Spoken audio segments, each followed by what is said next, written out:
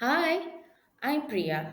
In this presentation, I'll be exploring cultural and ethical issues in Malaysian primary ESL assessments with a focus on hormat or respect in line with Rukun Madani.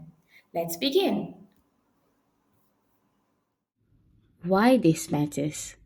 Malaysia is home to rich cultural and linguistic diversity, but many assessments still don't reflect students' backgrounds. Imagine asking a rural year 4 child to describe a ski trip. They've never even seen snow. When assessments ignore context, learners feel unseen. This is where the value of hormat or respect comes in. As outlined in Rukun Madani, hormat is about more than manners. It's about creating space where every learner is recognized and valued. From exams to equity. Historically, Malaysia relied on UPSR, a high stakes exam that encouraged memorization and stressed performance.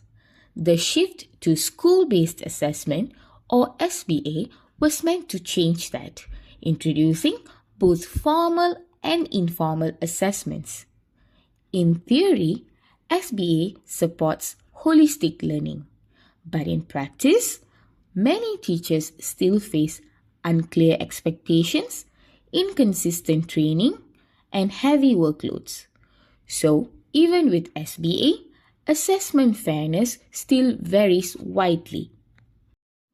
Today's reality in ESL assessment. Even today, many assessment tasks are written with urban or Western references, making them inaccessible to students in rural or indigenous settings. Feedback is still largely focused on marks, not growth. Teachers are often overwhelmed by SBA reporting duties and lack the training to address cultural sensitivity or ethical issues. Most learners don't get to reflect or be part of the process. They are just evaluated. Challenges that hurt learning. There are several major challenges. First, cultural bias in materials and rubric continues. Second, informal assessments can be subjective and inconsistent. Third, many teachers experience burnout due to SBA demands. Fourth, most receive little training on ethics and bias aware assessments. And finally, there's still resistance to change. Many prefer the comfort of exam style systems.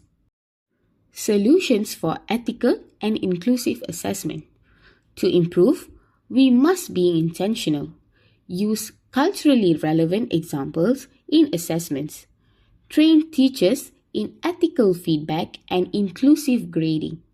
Embrace assessment as learning, letting pupils reflect and take ownership. Provide strength based feedback, and most importantly, design flexible rubrics that accommodate diverse needs, backgrounds, and learning styles. So, what's the conclusion? Assessments isn't just about marks, it's about what we communicate to learners. Hormat means seeing each student as more than a number. The future of assessment should prioritize inclusive tools, clear rubrics, and better teacher training. Because when we assess with respect, we don't just evaluate, we uplift. Thank you so much for watching.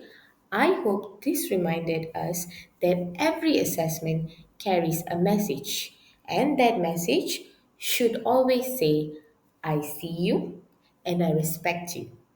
Thank you.